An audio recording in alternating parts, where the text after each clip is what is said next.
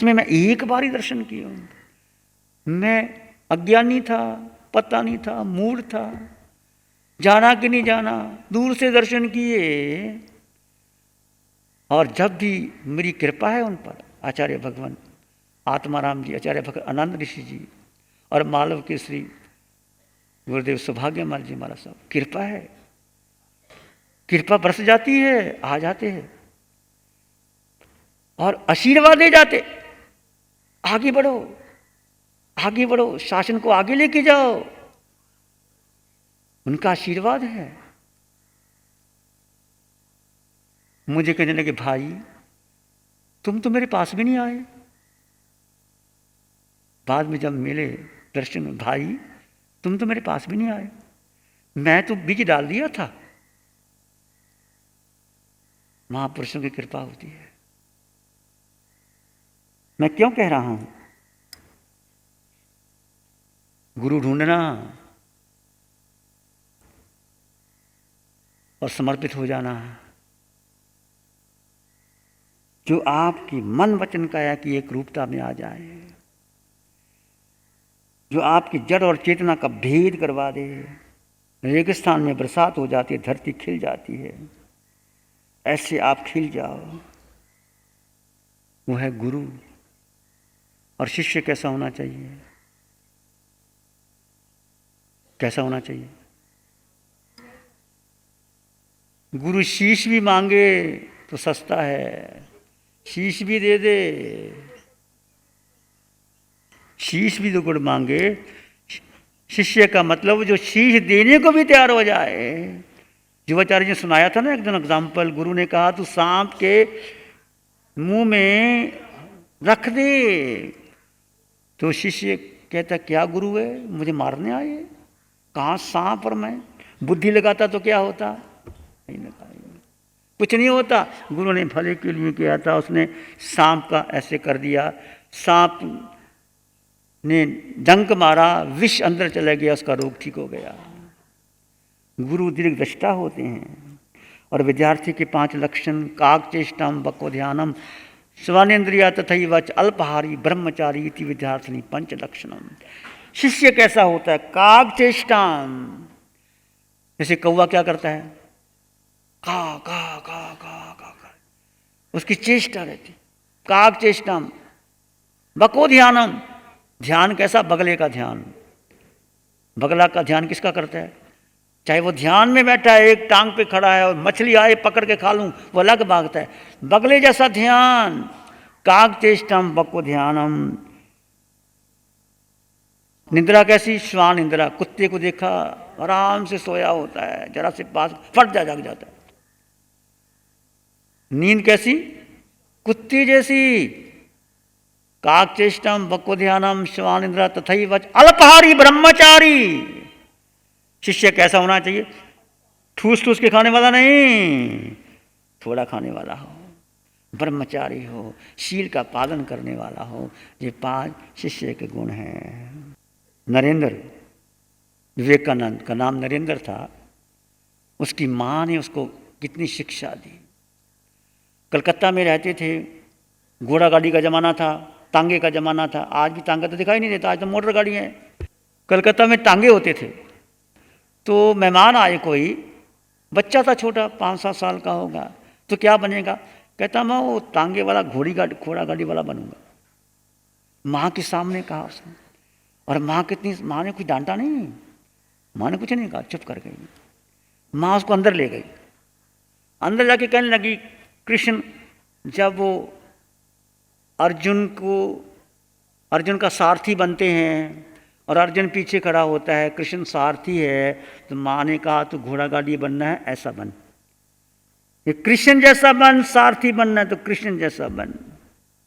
माँ ने शिक्षा दी, माँ ने डांटा नहीं कि तू क्या बोल के आया, मेरी बेइज्जती करा दी। माँ समझदार थी, माँ कुछ नहीं बोली, लेगी। एक चित्र अंदर पड़ा था, ये घर में अच्छे चित्र लगाओ। जैसे आपने घर में चित्र होंगे आपके, जो 8 घोड़े हैं, आगे कृष्ण रथ खींच रहा है, पीछे अर्जुन है ना, है ना। वो माँ ने कहा कृष्ण जैसा सारथी बन। नरेंद्र के मन में बात जग गई, ऐसा बनूंगा। एक माँ का संकल्प जीवन बदल देता है, जो किसी किताब में नहीं लिखा। माँ सबसे पहला गुरु होती है। नरेंद्र जब बड़ा हुआ, विदेश जाने लगा, तो शारदा, रामकृष्ण की पत्नी शारदा, पढ़ी लिखी नहीं थी। पढ़ी लिखी नहीं थी। कोई पढ़ा लिखना जरूरी नहीं होता। तुम 32 शास्त्र पढ़ लो, विनय ही नहीं, विवेक ही नहीं, अहंकार करी जा रहे हो, लोगों की परीक्षा लेकर करते हो। रामकृष्ण की शादी हुई, पता है आपको? रामकृष्ण मस्ती में रहते थे। उसके माता पिता ने कहा शादी करूंगा, शादी करूंगा। देखा होगा बारात जाती हुए, मजे से बारात जा रही है, रामकृष्ण ने मेरी बारात जाएगी, शादी करोगे? करोगे। लड़की तय कर ली। जब शादी हो गई तो दूल्हे को कुछ पैसे देते हैं ना, चांदी के कुछ सिक्के दिए, 7 के 11 सिक्के दिए। तो पहली ही रात जब सिक्के दिए तो रामकृष्ण ने शारदा को देखा, पाँव छुए और सारे सिक्के 11 सिक्के उसके चरणों में रख दिए। तू तो मेरी माँ है। क्या बोले?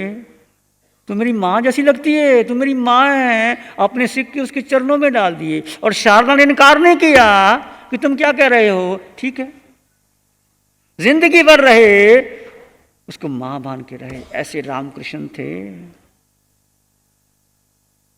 आजकल शादी हो जाए, वो कहे तू मेरी माँ, तो क्या कहोगे? क्या कहोगे? शादी क्यों कराई थी? ये महापुरुष रामकृष्ण भी पढ़े लिखे नहीं थे, पर भीतर का ज्ञान था, पहुंच थी। विवेकानंद को बहुत तड़फ थी कि मुझे कोई ईश्वर मिले, मुझे कोई मिले। तो सब जगह गए, कोई सेटिस्फाई नहीं कर सका रामकृष्ण। वो तार्किक थे, बुद्धिवाद थे। मुझे अभी अभी दिखाओ ईश्वर है कि नहीं। एक बार वो छलांग लगा करके महाकवि रविंद्रनाथ ठाकुर के दादा के पास गए। वो दरिया के ऊपर किश्ती में बैठते थे। मुझे दिखाओ ईश्वर। ईश्वर दिखाता हूँ, बैठो, अभी दिखाओ। वो झिझक गए कि तुम्हारे पास ईश्वर नहीं है, भाग गए वहां से। रामकृष्ण के पास भी आए। रामकृष्ण ने कहा तू ईश्वर अभी चाहता है? हाँ अभी चाहता हूँ। एक लात मारी उसके रामकृष्ण को। रामकृष्ण ने, विवेकानंद बेहोश हो गए, बेहोश हो गए, मूर्छित हो गए। 2 दिन के बाद हो गए। ज्ञान दे दिया आत्मा का। कैसे दे दिया? गुरु ने लात मारी, अभी ज्ञान देता हूं। 2 दिन तक बेहोश हो गए। कैसे गुरु दे देता है?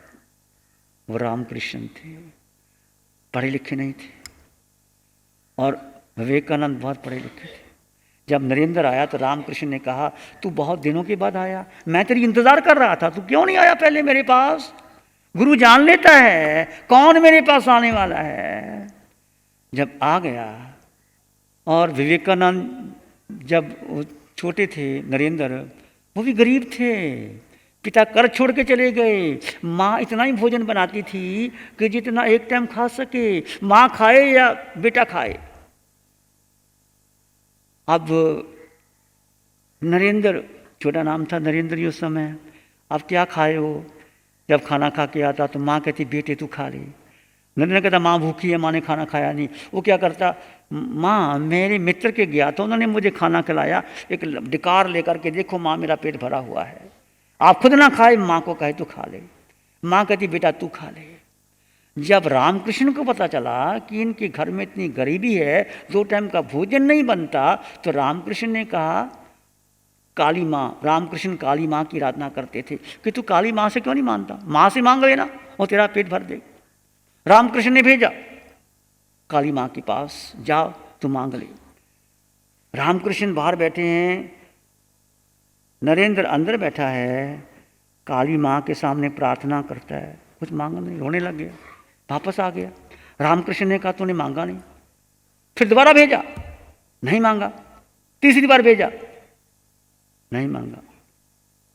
तब नरेंद्र ने कहा गुरुदेव उस विराट शक्ति के आगे मैं पेट की भूख के लिए भोजन मांगू, मैं चपाती मांगू? मुझे मत भेजो, मैं नहीं जाना उस विराट शक्ति के आगे मैं भोजन मांगू, मुझे भोजन दे दो। मैं नहीं मांग सकता गुरुदेव, मैं नहीं मांग सकता। आंखों में आंसू आ गए। रामकृष्ण ने गले से लगा लिया, बस तेरी परीक्षा हो गई। मैं चाहता था कि तू मांगता क्या है, तेरी परीक्षा पूरी होगी, जा तू सफल होगा। गुरु कैसे परीक्षा लेते हैं?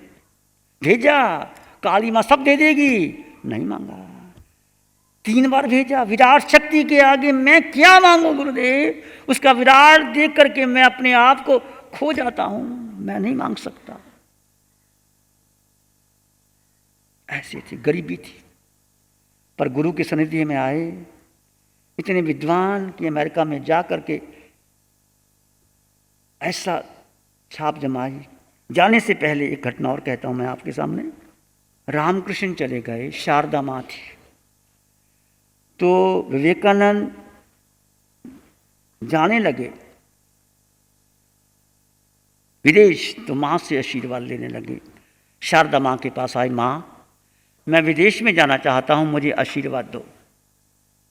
मां ने कहा मैं सोचूंगी। मां क्या कर रही थी? रसोई में खाना बना रही थी। तो विवेकानंद वहीं चला गया, मां मुझे आशीर्वाद दो, आपके आशीर्वाद लेके मैं जाऊंगा। जब भी आप किसी ने बाहर जाना हो, मैं बच्चों से कहूंगा माता पिता का आशीर्वाद लेके जाओ, ऐसे मत जाना। तो शारदा ने कहा, फिर कहा मां मुझे आशीर्वाद दो। अच्छा, आशीर्वाद मांगता है, वो छुरी ला। छुरी समझते छुरी क्या होती है? चाकू। चाकू के ऊपर क्या होता है? एक तो अगला हिस्सा होता है जो सब्जी काटने का, एक पीछे मूठ होती है लकड़ी की, तू मुझे दे। तो विवेकानंद लाए और क्या किया उन्होंने, जो छुरी थी, जो अगला हिस्सा अपने हाथ में रखा और मूठ किसको दी? मां को दी। मां को दी। शारदा ने कहा बेटे तेरी परीक्षा हो गई, तू जा, सफल होगा तू, अमेरिका में जा सफल होगा। मां ने परीक्षा ले ली। कैसी परीक्षा ली? छुरी कैसे पकड़ाता है। तो ये कोई बड़ी बात है? और तुम्हारे से कोई छुरी लेता है, कैसे देते हो? मुझे नहीं पता आप कैसे देते हो। मूठ अपने पास रखते हो कि छुरी अपने पास रखते हो? कभी सोचा ही नहीं होगा आपने, कभी सोचा? छुरी अपने पास रखते हो कि मूठ अपने पास रखते हो? मूठ अपने पास रखते हो, छुरी उसको देते हो। विवेकानंद ने छुरी उसने कहा बेटे तूने अपने को असुरक्षा में डाल के, खतरे में डाल के तूने मेरी रक्षा की, बस मैं तेरी परीक्षा लेना चाहती थी। ऐसे परीक्षा होती। आप चम्मच देते हो, चम्मच तुम्हारे घर में आता है ना, तो कैसे पकड़ाते हो चम्मच को? आगे से पीछे से? कैसे पकड़ाते हो? हैं? पीछे से? कैसे पकड़ाते हो? चम्मच का एक तो अगला हिस्सा होता है, एक वो चम्मच में खाने का होता है। कैसे पकड़ाते हो चम्मच को? तुम बताओ ना कैसे पकड़ाती हो बहनों? चम्मच कैसे पकड़ाओगे? अगला हिस्सा कि पिछला हिस्सा? पिछला हिस्सा। पिछला हिस्सा नहीं। कैसे दोगे? चम्मच को बीच से पकड़ोगे, बीच से। चम्मच को बीच से पकड़ोगे और ऐसे दोगे। युवाचार्य जी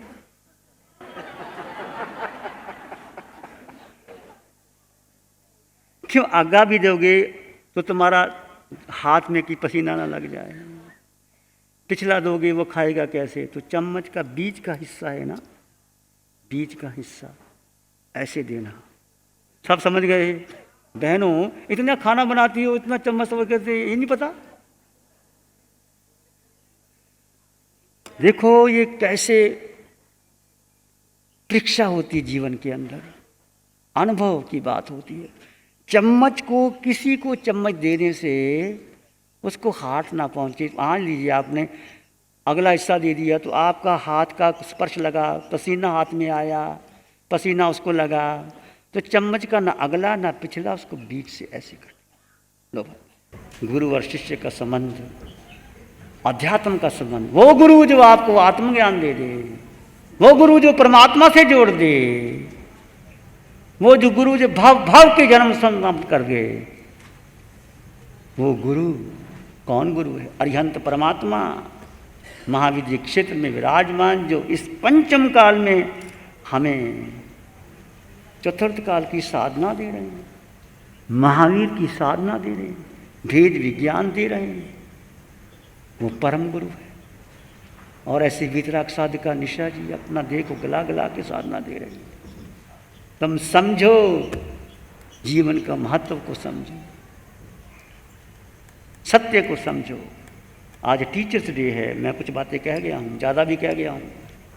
अपना गुरु चुनना, जीवन अनंत काल से भटके, मैं भी भटका, तुम भी भटके, आगे ना भटके हम। क्या पता लंबा संसार, दर्शन मोह शल्य टूटा नहीं, लंबा संसार करा है। दर्शन मोह का मतलब शरीर के प्रति मोह, शरीर का मतलब मन की इच्छाएं, पांच इंद्रियों के 23-42 विकार, बुद्धि का निर्णय, मेरा परिवार, मेरा बेटा, मेरा धन, मेरी संपत्ति, मेरा मेरा मेरा मेरा करके सब दर्शन मोह में आता। रहो, उसको अपना मत मानो, जीवन में रहो, उसको अपना मत मानो।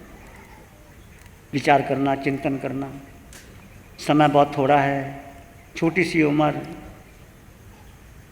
हमारी उम्र ही कितनी है? 80 साल, 85 साल, नहीं तो 60 साल, 65 साल। पहले कितनी कितनी उम्र लंबी होती थी। इस उम्र में भी हम जाग जाएं, मोह तोड़ दें शरीर का और आत्मा में रमन करें।